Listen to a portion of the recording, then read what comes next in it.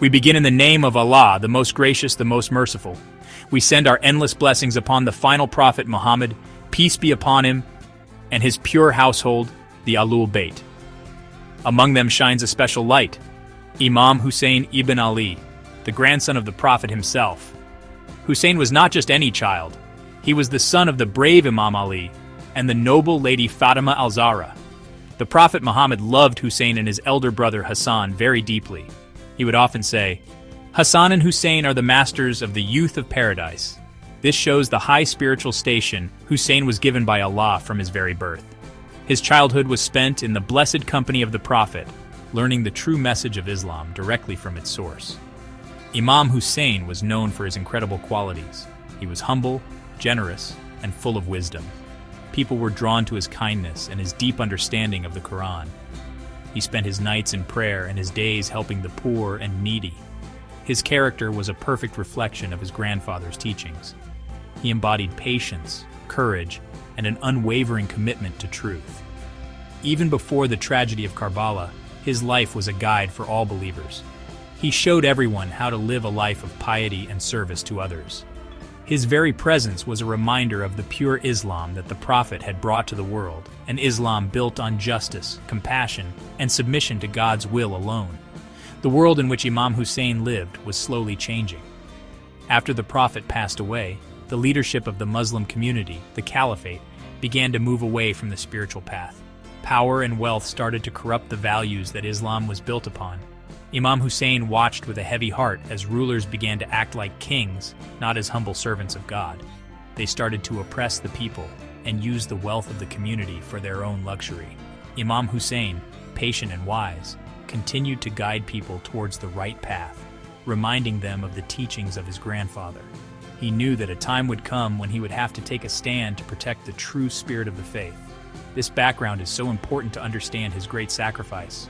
Husain was from the family of the Prophet, a family that Allah himself had purified. He was not a man seeking power or worldly gain. His only goal was to preserve the religion of his grandfather. He saw the pure teachings of Islam being twisted and changed by rulers who cared only for their own authority. He knew that if he remained silent, the real message of Islam might be lost forever. His entire life, from his blessed birth to his final moments, was dedicated to upholding the principles of justice, truth, and human dignity that are the very core of Islam. His legacy is not just one of tragedy, but of divine love and sacrifice. The time for a decisive stand came with the rise of a ruler named Yazid ibn Muawiyah. Yazid was a man who openly disrespected the laws of Islam. He was known for his corruption, his cruelty, and his immoral lifestyle. He demanded that Imam Husain give him bay'ah, an oath of allegiance. Giving this oath would mean that Husain, the grandson of the Prophet, was accepting Yazid's corrupt rule as legitimate. It would be like stamping the seal of approval on all the injustice and tyranny that Yazid represented. For Imam Husain, this was completely impossible. To accept Yazid would be to betray his grandfather, his faith, and his own conscience. It would mean telling the world that Islam condones oppression. Imam Husain knew the grave danger he was putting himself and his family in. He knew that refusing Yazid would mean certain death. But he also knew that some principles are more important than life itself. He made his position very clear with his powerful words. He famously said, "Death with dignity is better than a life of humiliation." He was not a rebel looking for a fight. He was a reformer. He declared, "I have not risen to spread evil or oppression, but to reform the nation of my grandfather." His mission was to call the people back to the true path of Islam, to awaken their sleeping conscience, and to show them the clear difference between a just Islamic leader and a tyrant. His refusal was not a political move. It was a spiritual and moral stand. It was a stand for the soul of Islam. Imam Husain was teaching a lesson for all time: a believer must never bow down to a tyrant. He explained the situation to his followers, saying, "Do you not see that the truth is not followed and falsehood is not forbidden? In such a situation, a believer should desire to meet his Lord." He wanted everyone to understand that when injustice becomes the law, resistance becomes a duty. He chose to sacrifice everything he had, his home, his family, and his own life, to protect the sacred principles that his grandfather had established for all of humanity. This brave stand against Yazid was a defining moment in Islamic history. It drew a clear and permanent line between truth and falsehood. Imam Husain could have chosen a comfortable life. He could have given the oath quietly and saved his family from suffering. But he was the inheritor of the Prophet's legacy, and he could not stay silent while that legacy was being destroyed from within. His refusal to bow to Yazid was a powerful message that continues to inspire people today. It teaches us that true faith is not just about praying and fasting. It is also about standing up for justice and speaking truth to power, no matter how high the cost. After refusing to pledge allegiance to Yazid, Imam Husain decided to leave his home city of Medina to protect it from bloodshed. He went to Mecca, the holy city, but Yazid's agents followed him there, planning to kill him even in the sacred sanctuary. To protect the holiness of the Kaaba, Imam Husain left Mecca just before the Hajj pilgrimage. He had received letters from the people of Kufa, a city in Iraq, begging him to come and be their leader. They promised to support him against Yazid, and so, with his family and a small group of loyal companions, Imam Husain began the long and difficult journey towards Kufa, hoping to find support to reform the Muslim nation. But the journey was a path of betrayal and sorrow. The governor appointed by Yazid in Kufa used threats and bribes to silence the people. By the time Imam Husain reached the outskirts of Iraq, the support he was promised had vanished. His messenger to Kufa had been brutally killed. Soon, an army of thousands sent by Yazid surrounded Imam Husain's small caravan. They forced him to stop in a dry, empty desert land called Karbala. There, on the second day of the month of Muharram, Imam Husain and his family were trapped. The enemy army, which grew to over 30,000, cut off their access to the water of the Euphrates River, leaving them to suffer from extreme thirst under the burning desert sun. For several days, the small group, which included women, children, and even a 6-month-old baby, endured unimaginable hardship. The thirst was agonizing, especially for the little ones. Yet their faith did not waver. On the night before the battle, known as the night of Ashura, Imam Husain gathered his companions. He extinguished the lamps and told them they were free to leave him, as the enemy only wanted his life. But not a single one left. They all pledged to stay and die with him, showing a level of loyalty and love that is rarely seen in history. They spent their last night in prayer and preparation to meet their Lord. The 10th day of Muharram, the day of Ashura, arrived. It was a day of tragedy and heroism. One by one, Imam Husain's 72 companions and family members went to the battlefield and fought with incredible bravery before they were martyred.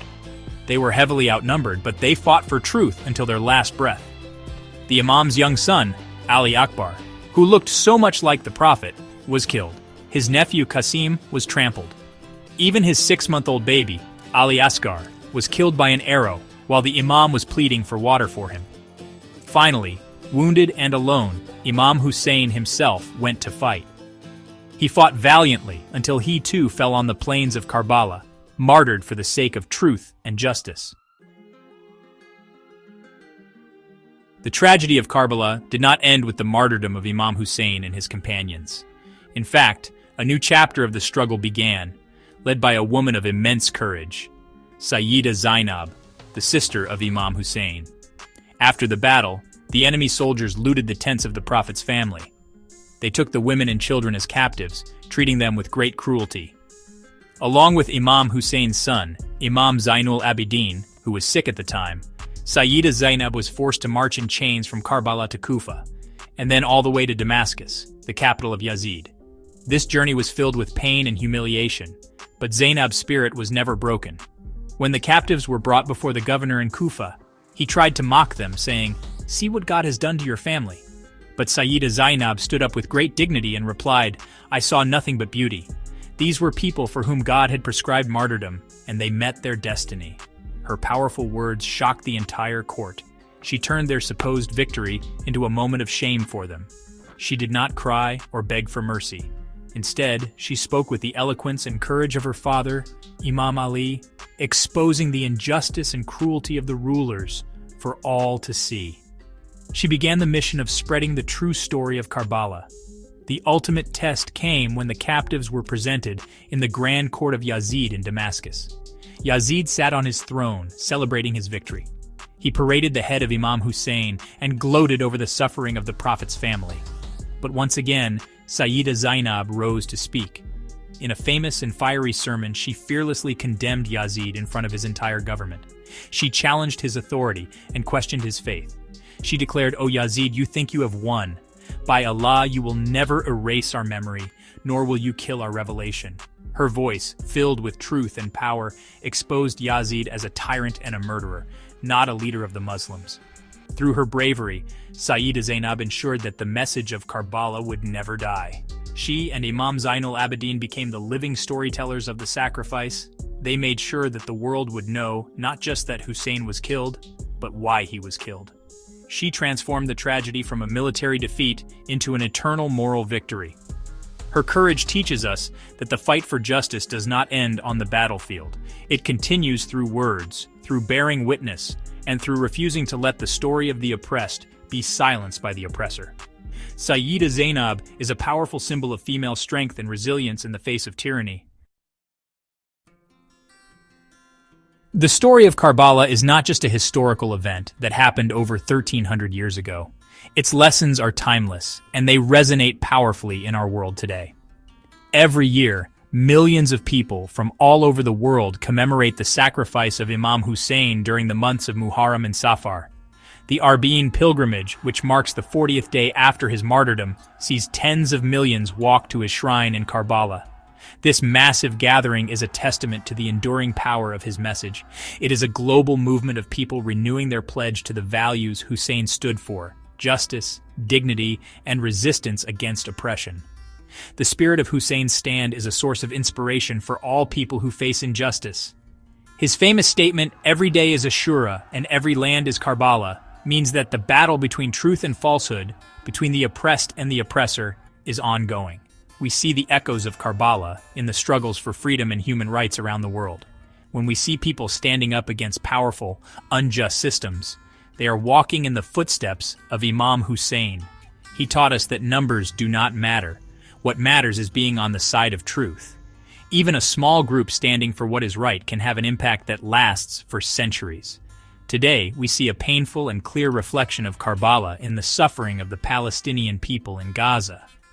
Just as Imam Hussein's camp was besieged, with women and children denied food and water, we see the people of Gaza facing a brutal siege, with immense suffering inflicted upon civilians. The world watches as thousands of innocent lives, many of them children, are lost. When we see the people of Gaza remain steadfast in their land despite the overwhelming force used against them, we are reminded of the steadfastness of Imam Husain and his 72 companions. The slogan, "The path to Al-Quds passes through Karbala," shows how people connect this modern struggle against occupation and injustice with Hussein's eternal stand. This connection gives people strength and hope. It reminds them that even in the face of unimaginable tragedy, the spirit can remain victorious. The story of Karbala teaches that military victory is not the only kind of victory. The victory of principles, of morality, and of truth is what truly lasts. Remembering Hussein is not just about mourning a past tragedy, it is a call to action. It is a call to look at the world around us, to identify the Yazids of our time, and to stand with the Husseins of our time. It is a call to support the oppressed, speak out against injustice, and work for a world where dignity and freedom are for everyone. The legacy of Karbala is a guiding light for humanity. It teaches us profound lessons that are essential for our own lives. The first lesson is the importance of choosing our side. In every situation, there is a side of truth and a side of falsehood, a side of justice and a side of oppression. Imam Hussein's stand forces us to ask ourselves, where do we stand? Are we silent in the face of injustice, or do we have the courage to speak up? He said, "People are slaves to this world, and when tested, true believers are few." Karbala is that test. It challenges us to be among those few who are willing to sacrifice their comfort for the sake of their principles.